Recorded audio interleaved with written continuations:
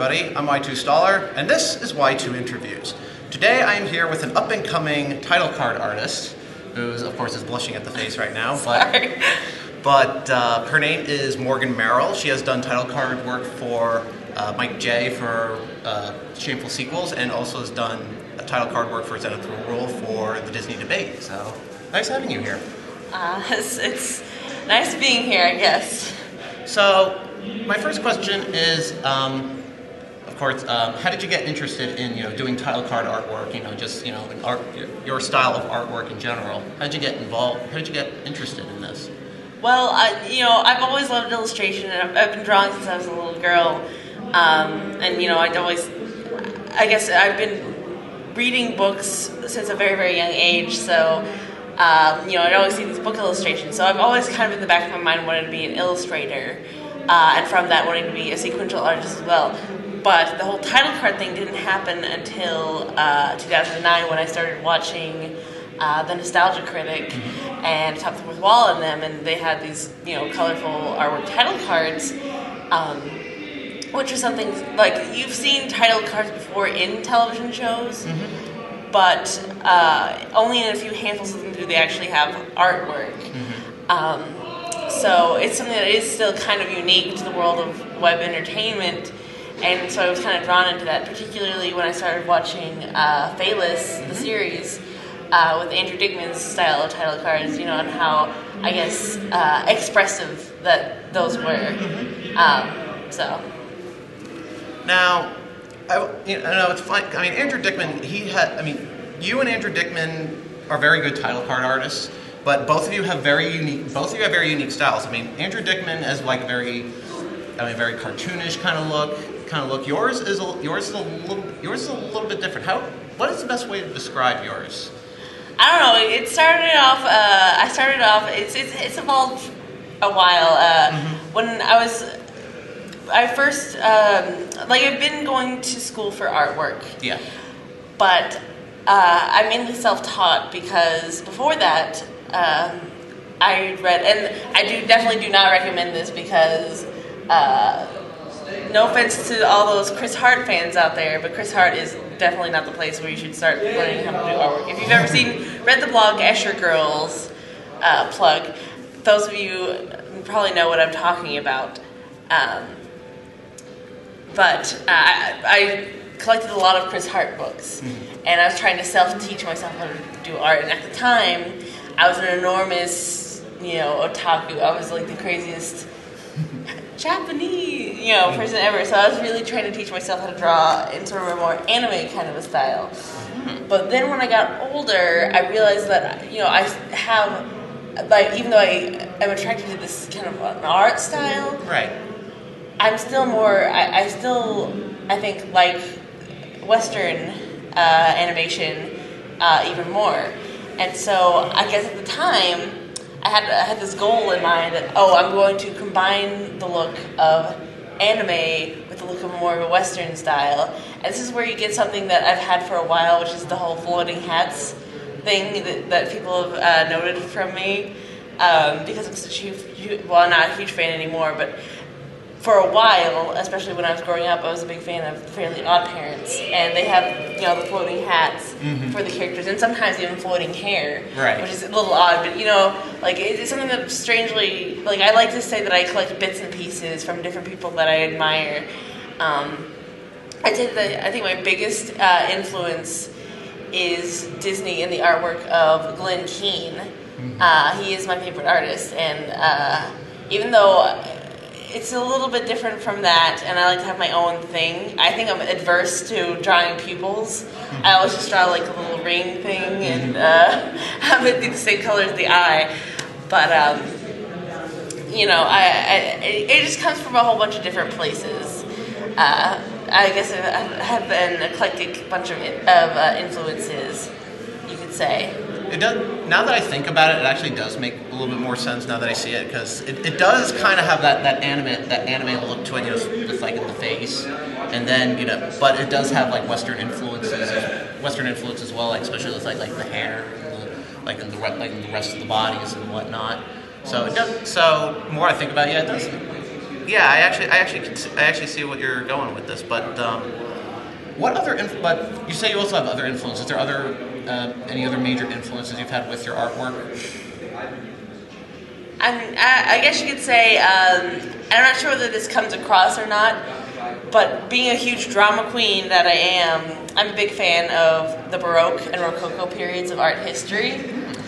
And, you know, the artwork of, say, Peter Paul Rubens and stuff like that, where it's all very, you know, melodramatic, and you have these poses, like, that, you know, would never happen in real life, but they're so glamorous, and, I've done a lot of fan art.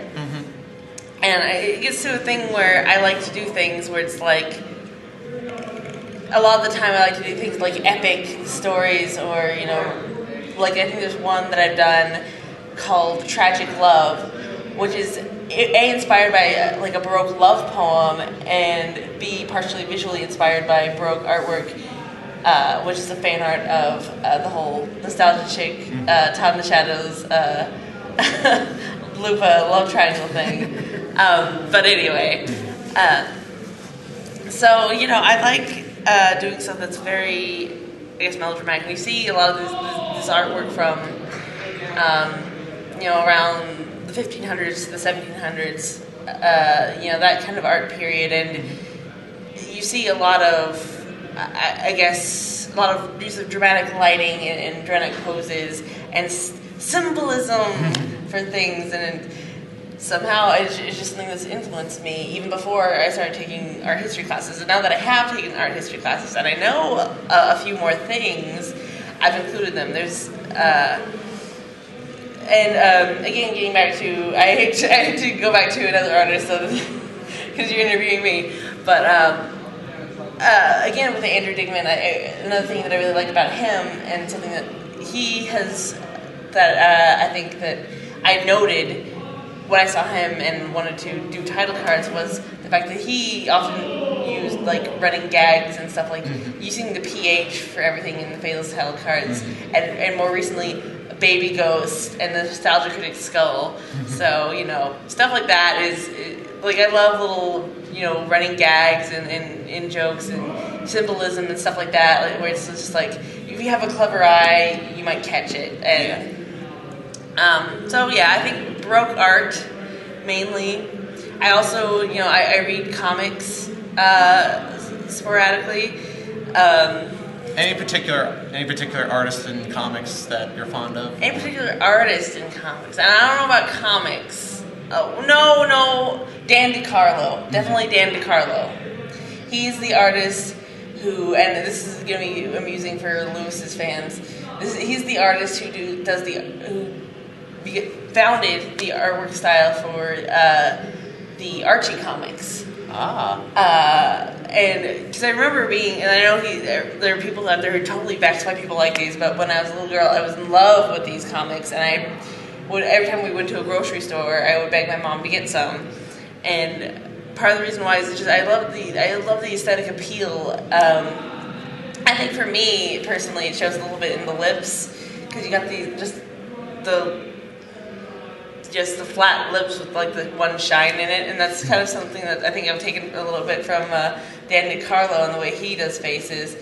I don't know, there's always been something appealing about the 1950s aesthetic, which is something that I'm exploring in a webcomic that I'm doing right now called Taylor and Dean. I think, like, I like to go back and forth between time periods. I think I like to grab things that are my favorite aesthetic things from different time periods, because I'm a very aesthetic person. Like, even when I'm watching a movie, if the writing's bad or whatever, it can look really pretty, and I'm like, well, I liked it because it looked really pretty. It depends upon how bad the writing is, but, you know. Yeah, that could also be said with video games. Also, I mean, the gameplay could be like really bad, or it could just have really bad like voice acting, but it looks pretty. Yeah. Like the later Final Fantasy games, but that's another story. But is there any internet reviewer, Channel Awesome, non-Channel Awesome, the Retro, whatever, that would love to do title card artwork for? Who would it be? Or it could be like several that you wanted to do. There's a couple. There is a couple. You know who I would like to do? I would love to do title card for the Rap Critic, for Darren. I don't know if anyone out here knows this, but and sorry to say it is not coming back, and I do apologize, but a while back, like I'd say in 2011, I made a Rap Critic fan blog because everyone else was making one for different people, and I'm like, you know what? It's sad that Darren doesn't have one because he's the coolest motherfucker ever. Anyways, he's the coolest ever, and I really enjoy his music. I just bought his newest album, Rapper's Lebe, recently.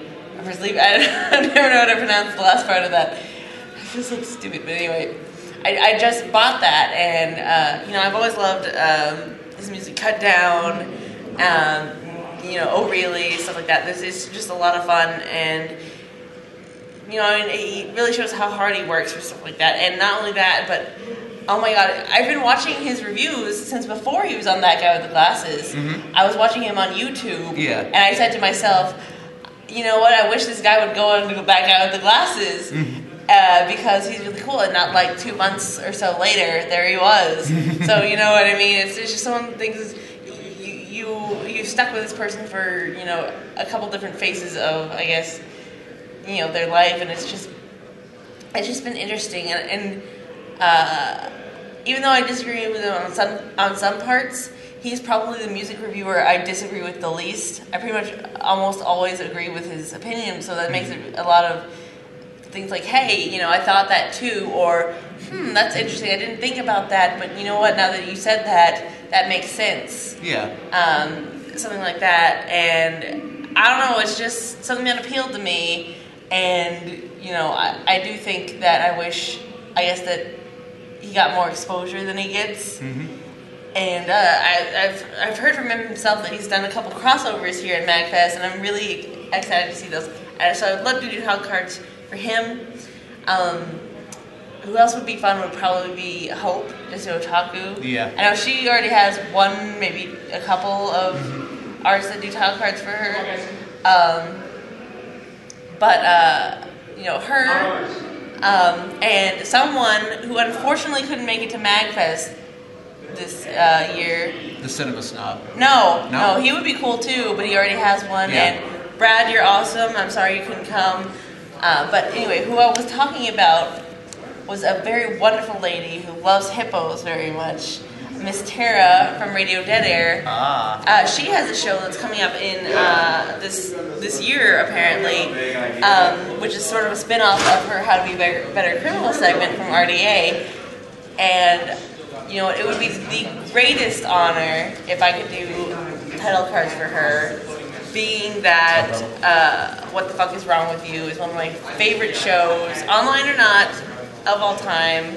It is a lot of fun, and it would be an absolute delight to do something for her, just because of how wonderful she seems, especially considering how much she's gone through lately, and it just feels like it would be a lot of fun. That the whole RDA crew, really, it would be a lot of fun to do title cards for any of them. Yeah. Even Derek. Yes. Yes. And his cute top hat. But yeah, that's all I can think of for now. I'm sure there's a couple others. Generally, I just love making title cards. So, even people who say, "Oh, can you do a title card for me?" and I've never even heard their series, I'm just like, "Well, dude, let me check it out," and I'll get right on that. It's something where this is why I offer commissions and stuff, except for title cards. Title cards is entirely. If you offer me commissions right off the bat, of course I'm not going to say no, but generally title cards are free because, I just love doing it so much, and, I just can't say no. It's my addiction, man. I gotta have it fixed. But anyways, I love doing title cards, so that's my answer to that. Well, I think it's been wonderful talking to you, and I think you're going to be doing great work in the future. You. And I would love for you to draw me, because I know you've been drawing a bunch of other people, just various different internet personalities. I drew Smarty. I drew both Smarty and Lewis as princesses, and Princess Lewis was eating chicken tenders, and Princess Smarty was wearing a corset, because he said he'd wear a corset and a horse mask to MagFest. Yes. And I never got that. And I was kind kind of disappointed. So I wanted my pretty Princess Marty, so I drew him in a princess dress. And Lewis was eating chicken tenders because Lewis loves chicken tenders. Apparently. Yeah. Just don't draw me in a dress. Oh. Unless you're going to, and not to tell me about it. Oh dear. But it was nice talking to you. It's nice talking to you, and I'm really glad that you came to Magpie so I can meet you. Yes, I'm so glad I can finally meet you. And you have awesome teeth. Yes, I have fangs. But that'll be it for now. This is Morgan Meryl. You can see her on, what's your DeviantArt? I know you have a DeviantArt. My DeviantArt is dash Ships Ahoy, SHIPSAHOY.deviantart.com. It's kind of a long name, there's a long story behind that, but you'll be able to find lots of things there. I have a couple webcomics that I'm working on that are there, as well as title cards, fan art, other art, whatever. It's all there. I pretty much, I'm the DeviantArt queen. People say give up on DeviantArt, give me whatever.